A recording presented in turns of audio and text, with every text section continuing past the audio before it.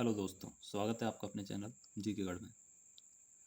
आज मैं आपको जीएस की मैराथन कराऊंगा जिसमें मोस्ट इम्पोर्टेंट 50 क्वेश्चन रखे हैं जीएस के। तो ये क्वेश्चन आपके जो आने वाले पेपर हैं जिसमें यूपी ट्रिपल एससी पैट है, दिल्ली पुलिस है, यूपी पुलिस है, इसके लिए ये बहुत ही महत्वपूर्ण है।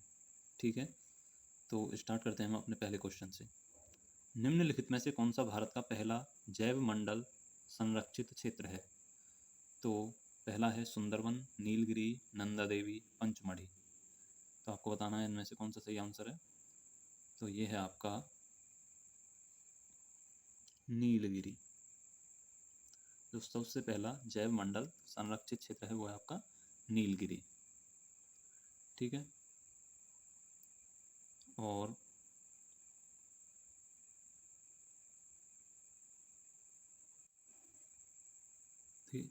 भारत सरकार ने देश भर में 18 संरक्षित जैव मंडल स्थापित किए हैं और सबसे पहला हमने आपको बताया वो कौन सा है, नीलगिरी। और जो सबसे नवीनतम है वो है आपका कंचनजंगा। कंचनजंगा नेशनल पार्क भारत का नवीनतम है बायोस्फीयर रिजर्व, जो कि सन 2018 में बना था। ठीक है, और आपसे पूछ लिया जाए भारत का सबसे बड़ा बायोस्फीयर रिजर्व कौन सा है, तो वो है कच्छ का रण, और ये कहाँ पर है, गुजरात के अंदर। आपसे पूछ लिया जाए सबसे छोटा बायोस्फीयर रिजर्व कौन सा है, तो ये है असम के अंदर डिब्रू साइखोवा। ठीक है, चलते हैं नेक्स्ट क्वेश्चन की ओर। निम्नलिखित में से कौन उत्तर प्रदेश का पहला मुद्रित समाचार पत्र है? तो जो उत्तर प्रदेश का पहला मुद्रित समाचार पत्र है वो है बनारस अखबार। बनारस अखबार। नेक्स्ट क्वेश्चन, ओजोन के एक अणु में ऑक्सीजन के कितने परमाणु होते हैं? तो ओजोन के जो एक अणु में ऑक्सीजन के कितने परमाणु होते हैं ये आपको बताना है। तो देखिए, एक होता है, चार होता है, दो होता है, या तीन होते हैं? तो बताइए। तो ओजोन का फॉर्मूला आपको पता होगा, O3 बोलते हैं ओजोन को। तो ओजोन के एक अणु में ऑक्सीजन के कितने परमाणु होंगे? तीन। ठीक है, आपका आंसर है तीन। नेक्स्ट क्वेश्चन, वसा में घुलनशील कौन सा विटामिन अच्छी त्वचा के लिए आवश्यक है? देखिए, वसा में घुलनशील कौन कौन से विटामिन है, पहले तो आपको ये जानना है। तो विटामिन ए, डी, ई और के, ये आपके वसा में घुलनशील विटामिन हैं। आपसे पूछ लिया जाता है जल में घुलनशील विटामिन कौन से हैं, तो वो हैं आपके विटामिन बी और सी। ये आपके जल में घुलनशील विटामिन हैं।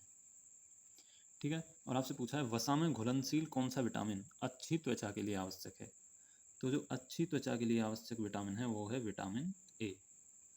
ठीक है, नेक्स्ट क्वेश्चन, भारत के सर्वोच्च न्यायालय के कार्यवाहक मुख्य न्यायाधीश की नियुक्ति कौन करता है? तो इसे करता है आपका राष्ट्रपति। भारत के सर्वोच्च न्यायालय के कार्यवाहक मुख्य न्यायाधीश की नियुक्ति राष्ट्रपति के द्वारा की जाती है। नेक्स्ट, उत्तर प्रदेश कृषि उपज मंडी अधिनियम कब प्रस्तावित किया गया? तो ये किया गया था सन 1964 में। उत्तर प्रदेश कृषि उपज मंडी अधिनियम वर्ष 1964 में प्रस्तावित किया गया था। नेक्स्ट, किस पंचवर्षीय योजना के दौरान भारत सरकार ने कृषि योजना के लिए क्षेत्रीय दृष्टिकोण अपनाया था? तो ये थी आपकी पाँचवीं, छठी, आठवीं या दसवीं? तो ये आपको बताना है, ये थी आपकी आठवीं पंचवर्षीय योजना। ठीक है, कृषि योजना के लिए क्षेत्रीय दृष्टिकोण अपनाया गया था आठवीं पंचवर्षीय योजना में। ठीक है, तो भारत में देखिए कुल कितनी पंचवर्षीय योजनाएं अब तक रह चुकी हैं? तो अब तक भारत में कुल 12 पंचवर्षीय योजनाएं लग चुकी हैं। जो पहली पंचवर्षीय योजना शुरू हुई थी वो सन 1951 में शुरू हुई थी। ठीक है, और ये शुरुआत किसने की थी? जवाहरलाल नेहरू ने। ठीक है, और प्रथम पंचवर्षीय योजना के बारे में हम जान लेते हैं थोड़ा सा। इस योजना की अवधि जो है 1951 से 1956 तक थी। यह योजना हेराल्ड डोमर मॉडल पर आधारित थी। ये क्वेश्चन आपसे पूछ लिए जाते हैं जो कि बहुत ही इम्पोर्टेंट है। ठीक है, हेराल्ड डोमर मॉडल पर आधारित थी। इसका मुख्य ध्यान देश के कृषि विकास पर था। किस पर था? कृषि विकास पर। यह योजना सफल रही और 3.6% की वृद्धि दर हासिल की थी प्रथम पंचवर्षीय योजना ने। तो यहाँ से ये क्वेश्चन बनते हैं, आपको इन्हें याद करना है। नेक्स्ट, दूसरी पंचवर्षीय योजना। इस योजना की अवधि 1956 से 61 के बीच की थी। यह योजना किस मॉडल पर आधारित थी? पीसी महालनोबिस मॉडल पर। इसका मुख्य लक्ष्य देश के औद्योगिक विकास पर था। प्रथम का कृषि पर, दूसरी पंचवर्षीय योजना का औद्योगिक विकास। ठीक है, यह योजना भी सफल रही और इसने 4.1% की वृद्धि हासिल की थी। तीसरी पंचवर्षीय योजना। इस योजना की अवधि 61 से 66, 1961 से 1966 के बीच की थी। इस योजना को किस नाम से जाना जाता था? गाडगिल योजना। ठीक है, इस योजना का मुख्य लक्ष्य अर्थव्यवस्था को गतिमान और आत्मनिर्भर बनाना था। चीन से युद्ध के कारण यह योजना फेल हो गई थी। इस योजना की वृद्धि दर का लक्ष्य 5.6% था, लेकिन वास्तविक वृद्धि दर कुल कितनी रही थी इसमें? 2.4%। फिर हो जाता है आपका योजना अवकाश। योजना अवकाश की जो समय अवधि है वो 1966 से 1969 तक थी। ठीक, इन 3 सालों में कोई भी पंचवर्षीय योजना नहीं बनाई गई थी, बल्कि हर साल एक वर्षीय योजना बनाई गई थी और हर योजना में कृषि और संबद्ध क्षेत्रों के साथ साथ उद्योग क्षेत्र को समान प्राथमिकता दी गई थी। योजना अवकाश को बनाने के पीछे का कारण भारत पाकिस्तान युद्ध और तीसरी पंचवर्षीय योजना की विफलता थी। अब आते हैं चौथी पंचवर्षीय योजना पर। इस योजना की अवधि 1969 से 1974 तक थी। इस योजना के दो मुख्य उद्देश्य थे। पहला, स्थिरता के साथ विकास, और दूसरा, आत्मनिर्भरता की स्थिति प्राप्त करना। ठीक है, इस योजना के दौरान ही 1971 के चुनावों के दौरान इंदिरा गांधी द्वारा कौन सा नारा दिया गया था? गरीबी हटाओ। ये आपसे बहुत बार पूछा जाता है क्वेश्चन कि गरीबी हटाओ का नारा किस पंचवर्षीय योजना के दौरान दिया गया था? ये था आपकी चौथी पंचवर्षीय योजना में गरीबी हटाओ का नारा दिया गया था। यह योजना असफल रही थी और 5.7% की विकास दर के लक्ष्य के मुकाबले कुल 3.3% की वृद्धि दर हासिल कर सकी थी। ठीक, नेक्स्ट, पांचवी पंचवर्षीय योजना। इस योजना की अवधि 1974 से 1979 तक थी। इस योजना में कृषि को सर्वोच्च प्राथमिकता दी गई थी। कृषि को सर्वोच्च प्राथमिकता किसमें दी गई थी? पांचवी पंचवर्षीय योजना। इसके बाद उद्योग और खानों को वरीयता दी गई थी। कुल मिलाकर यह योजना सफल रही थी, जिसने 4.4% के लक्ष्य के मुकाबले 4.8% की वृद्धि दर हासिल की थी। इस योजना का ड्राफ्ट किसने तैयार किया था? डीपी धर। ठीक है, नवनिर्वाचित मोरारजी देसाई सरकार ने इस योजना को समय से पहले ही 1978 में समाप्त कर दिया था। और फिर इस योजना को समाप्त होने के बाद क्या आता है? Rolling plan. रोलिंग प्लान, जब केंद्र में मोरारजी देसाई सरकार सत्ता में आई तो उसने पांचवी पंचवर्षीय योजना को 1978 में ही खत्म कर दिया था और इसके स्थान पर एक वार्षिक प्लान बना दिया था, जिसे रोलिंग प्लान कहा गया था। ठीक है, अब आती है छठवीं पंचवर्षीय योजना। तो छठी पंचवर्षीय योजना स्टार्ट होती है आपकी 1980 से 85 तक। इस योजना का मूल उद्देश्य गरीबी उन्मूलन और तकनीकी आत्मनिर्भरता प्राप्त करना था। गरीबी उन्मूलन और तकनीकी आत्मनिर्भरता प्राप्त करना। ठीक है, छठी पंचवर्षीय योजना ने भारत में आर्थिक उदारीकरण की शुरुआत की थी। मूल्य नियंत्रण समाप्त हो गए और राशन की दुकानें बंद कर दी गई थीं, जिससे खाद्य कीमतों में वृद्धि हुई थी और देश में महंगाई ने अपने पैर पसारने शुरू कर दिए थे। इस प्रकार इस योजना के समय से नेहरू के समाजवाद का अंत हो गया था। इसी योजना के समय से देश में फैमिली प्लानिंग की शुरुआत और नाबार्ड बैंक 1982 की स्थापना हुई थी। तो आपको यहाँ से एक क्वेश्चन और मिल गया, नाबार्ड बैंक की स्थापना कब की गई थी? सन 1982 में। यह योजना बहुत सफल हुई थी। इसका विकास लक्ष्य 5.2% था, लेकिन इसने कितने की वृद्धि की थी? 5.7% की वृद्धि हासिल की थी। आते हैं सातवीं पंचवर्षीय योजना पर। इस योजना की अवधि 1985 से 1990 तक थी। इस योजना के उद्देश्य में आत्मनिर्भर अर्थव्यवस्था, कैसी अर्थव्यवस्था की बात की गई है यहाँ पर? आत्मनिर्भर अर्थव्यवस्था की स्थापना और रोजगार के पर्याप्त अवसर पैदा करना शामिल था। इस योजना में पहली बार निजी क्षेत्र को सार्वजनिक क्षेत्र की तुलना में अधिक प्राथमिकता मिली थी।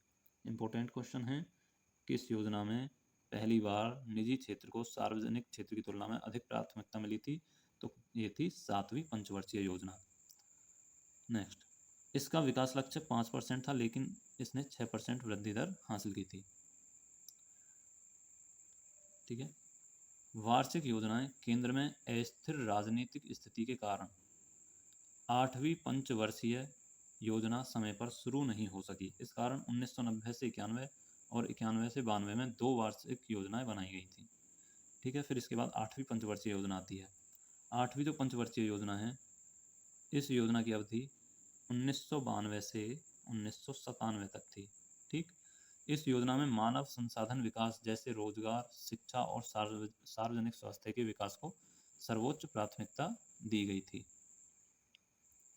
इसी योजना के दौरान ही नरसिम्हा राव सरकार ने, नरसिम्हा राव प्रधानमंत्री थे उस समय, भारत की नई आर्थिक नीति को मंजूरी दी थी। अर्थात देश में उदारीकरण, निजीकरण और वैश्वीकरण, जिसे हम LPG मॉडल बोलते हैं। कौन सा मॉडल? LPG मॉडल की शुरुआत हुई थी। ठीक है। और इस समय जो आपके वित्त मंत्री थे वो थे मनमोहन सिंह, डॉक्टर मनमोहन सिंह, जो कि आपके प्रधानमंत्री रह चुके हैं। यह योजना सफल रही थी और इसके विकास का लक्ष्य 5.6% रखा गया था, लेकिन इसने 6.8% की वार्षिक वृद्धि दर हासिल की थी। 9वीं पंचवर्षीय योजना, इस योजना की अवधि 1997 से 2002 तक थी। 1997 से 2002 तक। इस योजना का मुख्य फोकस न्याय और समानता के साथ विकास पर था।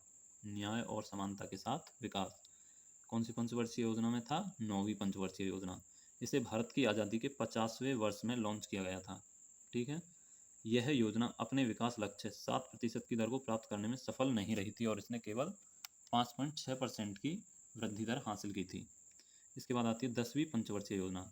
इस योजना की अवधि 2002 से 2007 तक थी। इस योजना का जो लक्ष्य था, अगले 10 वर्षों में भारत की प्रति व्यक्ति आय को दोगुना करना था। तो ये कौन सी पंचवर्षीय योजना में भारत की प्रति व्यक्ति आय को दोगुना करने का लक्ष्य रखा गया था? 10वीं पंचवर्षीय योजना में। इसका उद्देश्य 2012 तक गरीबी अनुपात को 15% तक कम करना था। इस योजना में 8% विकास दर हासिल करने का लक्ष्य रखा गया था, लेकिन कितनी हासिल की थी? 7.2% की वृद्धि हासिल की जा सकी। नेक्स्ट, 11वीं पंचवर्षीय योजना। इस योजना की अवधि 2007 से 2012 तक थी। यह योजना सी रंगराजन द्वारा तैयार की गई थी। 11वीं जो पंचवर्षीय योजना थी, किसके द्वारा तैयार की गई थी? सी रंगराजन। इसकी मुख्य थीम तेज और अधिक समावेशी विकास थी। तेज और अधिक समावेशी विकास इंपॉर्टेंट क्वेश्चन है। 11वीं पंचवर्षीय योजना थी। ठीक। इस योजना में 8.1% विकास दर हासिल करने का लक्ष्य रखा गया था, लेकिन वास्तव में केवल 7.9% की इसमें वृद्धि दर हासिल की जा सकी थी। ओके, ठीक है। आगे चलते हैं। 12वीं पंचवर्षीय योजना। इस योजना की अवधि 2012 से 2017 तक थी। यह योजना सी रंगराजन द्वारा तैयार की गई थी। ठीक है। देखिए, जो 11वीं और 12वीं दोनों किसके द्वारा तैयार की गई थी? सी रंगराजन के द्वारा। इसकी मुख्य थीम तेज, अधिक समावेशी और सतत विकास थी। ठीक है। इस योजना में 8% विकास दर हासिल करने का लक्ष्य था, लेकिन कुल 6.8% ही इसमें वृद्धि दर हासिल की जा सकी थी। 12वीं पंचवर्षीय योजना के उद्देश्य क्या थे? गैर कृषि क्षेत्र में 50 मिलियन नए काम के अवसर पैदा करना, 0 से 3 साल के बच्चों के बीच कुपोषण को कम करना, वर्ष 2017 तक सभी गांवों को बिजली उपलब्ध कराना, ग्रामीण आबादी के 50% जनसंख्या को उचित पेयजल की सुविधा उपलब्ध कराना, हर साल 1 मिलियन हेक्टेयर क्षेत्र में पेड़ लगाकर हरियाली फैलाना, देश के 90% परिवारों को बैंकिंग सेवाओं से जोड़ना। ये 12वीं पंचवर्षीय योजना के उद्देश्य थे। ठीक है, चलते हैं नेक्स्ट क्वेश्चन पर। भारत में मानसून का आगमन कहाँ से होता है? देखिए, भारतीय प्रायद्वीप का दक्षिणी सिरा, उत्तरी भारत, पूर्वी हिस्सा या पश्चिमी भारत। तो देखिए, भारत में जो मानसून का आगमन होता है वो भारतीय प्रायद्वीप के दक्षिणी भाग से होता है। मानसून कहाँ से आते हैं? दक्षिणी भाग से। नेक्स्ट क्वेश्चन, सम्राट अशोक ने निम्नलिखित में से किस युद्ध के बाद बौद्ध धर्म ग्रहण किया था? तो ये था, आपको पता ही होगा, कलिंग युद्ध के बाद। ठीक है। नेक्स्ट क्वेश्चन, पानीपत का द्वितीय युद्ध पानीपत में कब हुआ था? तो देखिए पानीपत का जो द्वितीय युद्ध हुआ था वो हुआ था आपका 5 नवंबर 1556। आपसे डेट भी पूछ सकता है, ठीक है, और ये पूछी भी गई है। तो पानीपत का द्वितीय युद्ध हुआ था 5 नवंबर 1556 ईस्वी को। ये किस किस के मध्य हुआ था ये आपको कमेंट में बताना है। नेक्स्ट क्वेश्चन, प्रसिद्ध समाचार पत्र हितवाद की स्थापना किस भारतीय स्वतंत्रता सेनानी ने की थी? तो अरविंदो घोष, बाल गंगाधर तिलक, गोपाल कृष्ण गोखले या जेम्स ऑगस्टस हिक्की? तो आपको पता है ये की थी गोपाल कृष्ण गोखले ने, ठीक है। जेम्स ऑगस्टस हिक्की, इसने शुरुआत की थी हिक्की गजट, भारत का पहला अखबार था ये Hickey gazette,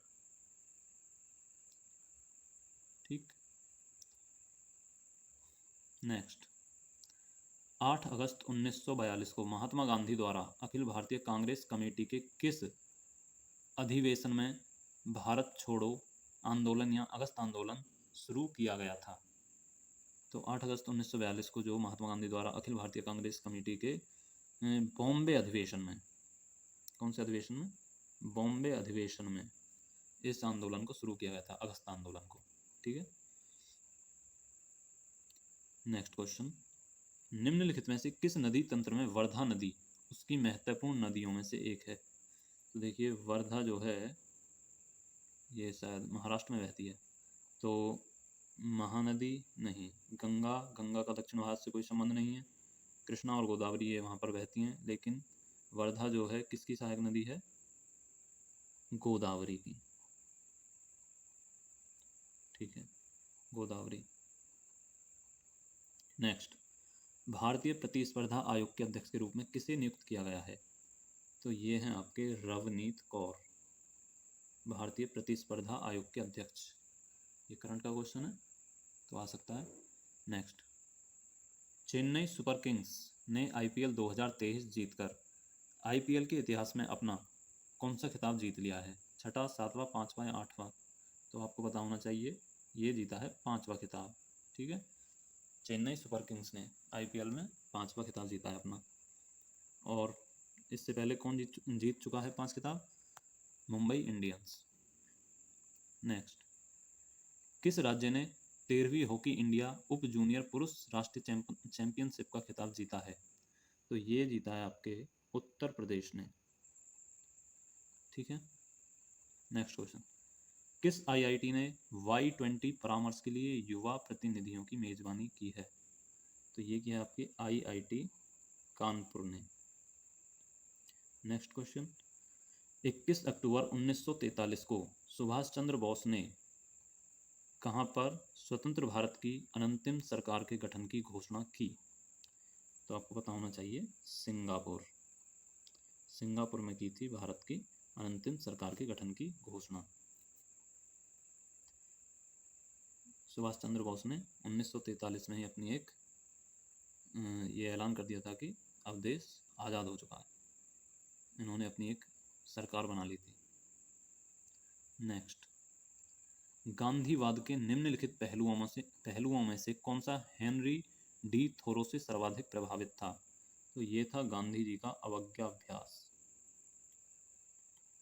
next question, Gagron का युद्ध किसके मध्य लड़ा गया था?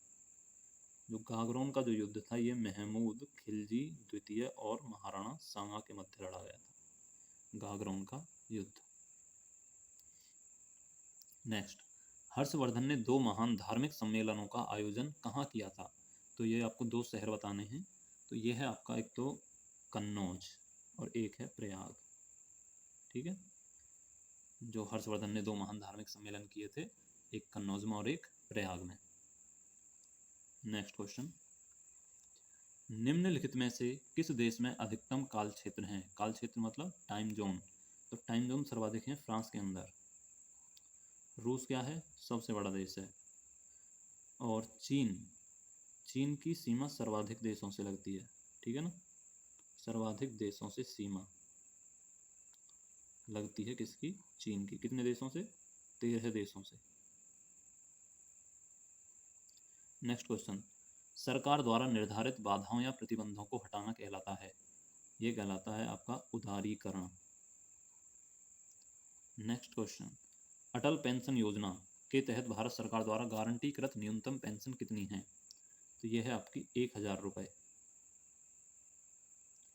अटल पेंशन योजना के तहत 1000 रुपये पेंशन मिलती है न्यूनतम। नेक्स्ट क्वेश्चन, उपाधियों का अंत किस मौलिक अधिकार का हिस्सा है? उपाधियों का जो अंत है वो समानता के अधिकार के अंतर्गत आता है। ठीक है। नेक्स्ट, और आपको बताना है उपाधियों का जो अंत है वो किस आर्टिकल के अंतर्गत आता है। ठीक है, ये आपको कमेंट में बताना है। नेक्स्ट क्वेश्चन, मंत्रिपरिषद राज्यों की विधानसभा के सदस्यों की कुल संख्या के कितने प्रतिशत से अधिक नहीं होगी? तो 15, 20, 12 या 10। तो ये होगी 15%। ठीक है, 15% से अधिक नहीं होगी विधानसभा के सदस्यों की कुल संख्या के। मंत्रिपरिषद राज्यों की विधानसभा के सदस्यों की कुल संख्या के 15% से अधिक नहीं होगी। ठीक है। नेक्स्ट क्वेश्चन, ऊंचे पहाड़ों पर नाक से खून आने का कारण क्या होता है? बताइए। उच्च वायुमंडलीय दाब, अत्यधिक सर्दी, निम्न वायुमंडलीय दाब या इनमें से कोई नहीं? तो इसका कारण होता है वहाँ वायुमंडलीय दाब जो होता है बहुत निम्न होता है पहाड़ों पर, इसी कारण से नाक से खून आने लगता है अधिक ऊंचाई पर जाने पर। निम्नलिखित में से किस युग में समान एसआई मात्रक है? तो देखिए, संवेग और बल, कार्य और ऊर्जा, बल और दूरी, बल और दाब। तो देखिए, कार्य और ऊर्जा इनका समान एसआई मात्रक होता है जिसे हम जूल कहते हैं। ठीक है, कार्य और ऊर्जा का जो मात्रक होता है वो जूल होता है। नेक्स्ट, मेघालय, मणिपुर और त्रिपुरा राज्यों को किस सन में बनाया गया था? तो इनका जो गठन हुआ था वो 1972 में हुआ था। ठीक है, मेघालय, मणिपुर और त्रिपुरा। नेक्स्ट, जल्दापारा राष्ट्रीय उद्यान किस पड़ोसी देश के साथ अपनी सीमा साझा करता है? म्यांमार, नेपाल, बांग्लादेश या भूटान? तो देखिए, जल्दापारा जो है ये बताना है आपको पहले तो किस राज्य में है। जो जल्दापारा राष्ट्रीय उद्यान है ये है पश्चिम बंगाल, वेस्ट बंगाल। और ये जो सीमा बनाता है अपनी भूटान के साथ। जल्दापारा राष्ट्रीय उद्यान भूटान के साथ अपनी सीमा साझा करता है। निम्नलिखित में से किस द्वीप का नाम बदलकर डॉक्टर अब्दुल कलाम कर दिया गया? तो देखिए, यह है आपका व्हीलर द्वीप। व्हीलर द्वीप का नाम बदलकर डॉक्टर अब्दुल कलाम कर दिया गया था। ठीक है, ऐसे ही रॉस द्वीप का भी नाम बदला गया था। रॉस द्वीप जिसे नेताजी सुभाष चंद्र बोस द्वीप के नाम से जानते हैं अब। स्वराज द्वीप, इससे पहले हैवलॉक द्वीप के नाम से जाना जाता था। और ये कहाँ पर है? अंडमान द्वीप में एक द्वीप है ये, और दक्षिणी अंडमान में स्थित है। आपसे पूछ लिया जाता है शहीद द्वीप। शहीद द्वीप कहाँ पर है? यह अंडमान द्वीप में एक द्वीप है जिसे पहले नील द्वीप के नाम से जाना जाता था। तो नील द्वीप जो है क्या है इस समय? शहीद द्वीप। और यह कहाँ पर स्थित है? दक्षिणी अंडमान में। Next question, the presidential years पुस्तक किसके द्वारा लिखी गई है? तो ये लिखी गई है आपके प्रणब मुखर्जी, भारत के पूर्व राष्ट्रपति के द्वारा लिखी गई है द प्रेसिडेंशियल ईयर्स। सूरीनाम द्वारा राष्ट्रपति द्रौपदी मुर्मू को दिए जाने वाले सर्वोच्च नागरिक पुरस्कार का नाम क्या है? तो सूरीनाम द्वारा जो राष्ट्रपति द्रौपदी मुर्मू को पुरस्कार दिया गया है उसका नाम है order of the chain of yellow star. Order of the chain of yellow star. अभी हाल ही में एक देश ने प्रधानमंत्री नरेंद्र मोदी को भी एक पुरस्कार दिया था अपने देश का। किस देश ने दिया था? वो दिया था फिजी ने। नासा के चंद्र मिशन में बिहार के किस छात्र को शामिल किया गया है? तो जो नासा ने अभी चंद्र मिशन भेजा था अपना चंद्रयान, तो इसमें जो शामिल किया गया था बिहार का दिव्या प्रकाश को। ठीक है। 2023 में स्क्वैश विश्व कप कहाँ आयोजित किया गया था? तो ये आपका चेन्नई में आयोजित किया गया था, चेन्नई में। ठीक है, चेन्नई कहाँ की राजधानी है? तमिलनाडु की। नेक्स्ट, मई 2023 में जारी वैश्विक सुपर कंप्यूटिंग सूची में भारत के एआई सुपर कंप्यूटर ऐरावत का रैंक कितना है? तो जो भारत का जो एआई सुपर कंप्यूटर है ऐरावत, उसकी जो रैंक है पूरे विश्व में 75। और जो विश्व का सबसे तेज सुपर कंप्यूटर है वो कौन सा है? फ्रंटियर। कहाँ का है? अमेरिका का। नेक्स्ट, कुछ सिख गुरुओं के नाम नीचे दिए गए हैं, तो उन्हें आपको क्रम में लिखना है। गुरु रामदास, गुरु अंगद, गुरु अमरदास, गुरु नानक। तो देखिए, सबसे पहले तो आपको बताया कि कौन थे? गुरु नानक देव जी। उनके बाद कौन आए? उनके शिष्य गुरु अंगद। फिर आते हैं गुरु अमरदास, फिर आते हैं गुरु रामदास। तो कौन सा क्रम सही बनेगा? 4 2 3 1। कहाँ पर है ये? 4 2 3 1, ऑप्शन 2। ठीक है। तो देखिए, सिखों के जो सभी 10 गुरु हैं उनके बारे में मैंने यहाँ जानकारी दे दी है, आपको पढ़ लेना है। तो पहले थे गुरु नानक देव जी, दूसरे गुरु अंगद, तीसरे अमरदास, चौथे रामदास, पांचवें गुरु अर्जुन देव। ये बहुत पूछे जाते हैं कि सिखों के 5वें गुरु कौन थे? गुरु अर्जुन देव। और गुरु गोविंद जी साहिब, ये 6ठे नंबर के थे। गुरु हरिराय 7वें थे। 8वें गुरु हरिकिशन, और 9वें गुरु तेग बहादुर, और 10वें गुरु गोविंद सिंह जी महाराज। ठीक है। नेक्स्ट, निम्न में से किस मुगल शासक ने ब्रिटिश ईस्ट इंडिया कंपनी को सूरत में व्यापारिक चौकी स्थापित करने की इजाज़त दी थी? शाहजहां, औरंगजेब, जहांगीर या हुमायूं? तो ये दी थी आपके जहांगीर ने। नेक्स्ट क्वेश्चन, श्रीलंका में सम्राट अशोक के समकालीन शासक कौन था? तो ये था आपका महासेन, कश्यप, तिस, विजयबाहु प्रथम। ये था आपका तिस।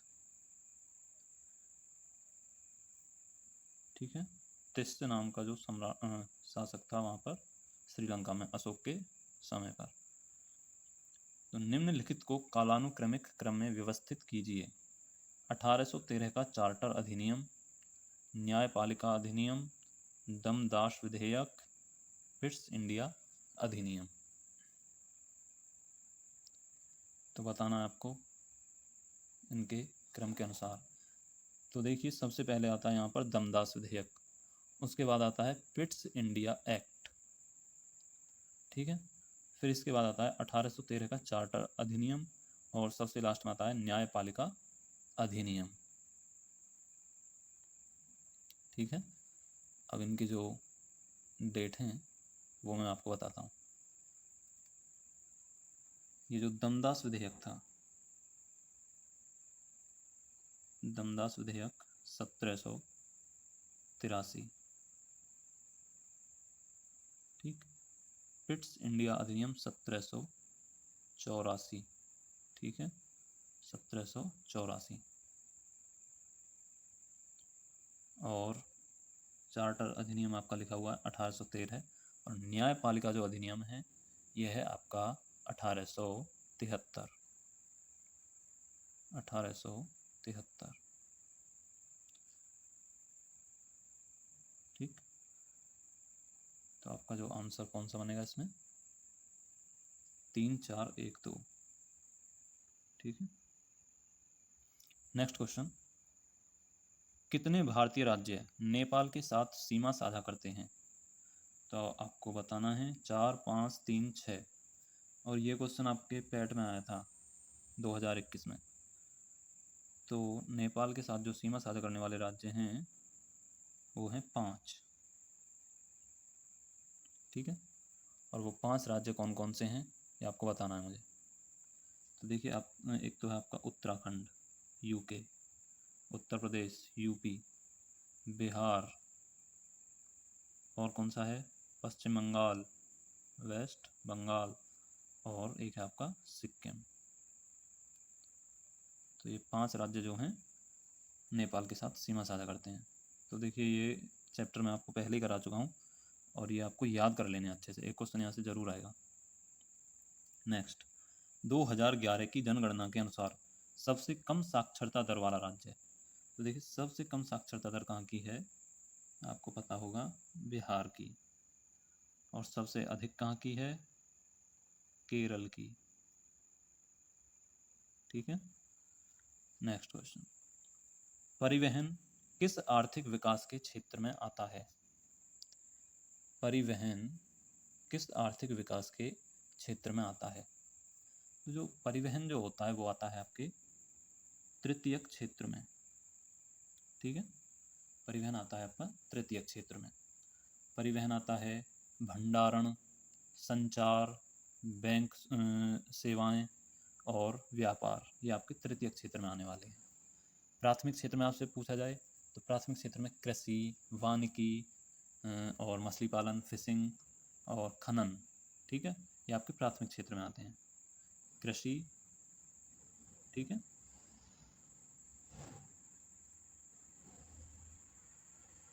वानिकी और फिशिंग, ठीक है। नेक्स्ट आपसे पूछा जाए द्वितीय क्षेत्र में क्या आता है, तो द्वितीय क्षेत्र जिसे हम माध्यमिक क्षेत्र भी बोलते हैं, तो इसमें आपके आते हैं उद्योग, विद्युत उपकरण, खाद्य निर्माण, कपड़ा उत्पादन आदि इसमें आते हैं। और आपसे पूछ लिया जाए चतुर्थ क्षेत्र, इस क्षेत्र में क्या आता है, इसमें आता है आपका अनुसंधान और विकास, ठीक है, परामर्श, वित्तीय नियोजन, ये आपके चतुर्थ क्षेत्र में आते हैं। नेक्स्ट, भारत सरकार ने किस वर्ष 14 प्रमुख निजी बैंकों का राष्ट्रीयकरण किया था? तो भारत सरकार ने सन 1969 में 14 बैंकों का राष्ट्रीयकरण किया था। इससे पहले एक बैंक का राष्ट्रीयकरण और हुआ था, वो था SBI। इसका कब हुआ था? 1955, ठीक है। पहले से इंपीरियल बैंक बोला जाता था, फिर ये हो गया स्टेट बैंक ऑफ इंडिया 1955 में इसका नाम, और इसे राष्ट्रीयकरण कर दिया गया था SBI का 1955 में। नेक्स्ट, संविधान सभा की मसौदा समिति के अध्यक्ष कौन थे? संविधान सभा की जो मसौदा समिति थी, इसके अध्यक्ष आपको बताना है कौन थे। तो इसके अध्यक्ष थे doctor BR Ambedkar, doctor Bhimrao Ambedkar. देखिए यहाँ कुछ प्रमुख समितियां हैं, मैंने लिख दिया है। देखिए, संघ शक्ति समिति, इसके अध्यक्ष जवाहरलाल नेहरू। संघ संविधान समिति जवाहरलाल नेहरू। प्रांतीय संविधान समिति सरदार पटेल। प्रारूप समिति डॉक्टर BR अम्बेडकर। मौलिक अधिकार, अल्पसंख्यक और आदिवासी और बहिष्कृत क्षेत्रों पर सलाहकार समिति, इसके थे सरदार पटेल, ठीक। और फिर आपका संचालन समिति, संचालन समिति के थे डॉक्टर राजेंद्र प्रसाद। नेक्स्ट, स्वतंत्रता के बाद उत्तर प्रदेश की प्रथम महिला मुख्यमंत्री कौन थी? स्वतंत्रता के बाद उत्तर प्रदेश की प्रथम महिला मुख्यमंत्री थी श्रीमती सुचेता कृपलानी। नेक्स्ट, निम्नलिखित तत्वों में से किसका परमाणु क्रमांक सबसे अधिक है? Rubidium, caesium, potassium, francium. तो देखिए फ्रेंसियम का जो सर्वाधिक होता है 87। पोटेशियम, सीजियम और रूबिडियम, इनका कितना है? देखिए रूबिडियम का होता है 37, सीजियम होता है 55 और पोटेशियम का होता है 19। निम्न में से कौन सा रोग हीमोग्लोबिन की कमी से होता है? तो हीमोग्लोबिन की कमी से कौन सा रोग होता है?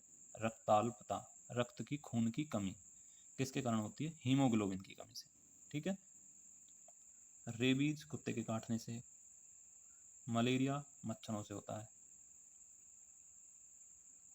नेक्स्ट, निम्न देशों में से कौन सा देश भारत के साथ सबसे लंबी भूभागीय सीमा रेखा साझा करता है? तो ये क्वेश्चन आप कई बार कर चुके हो।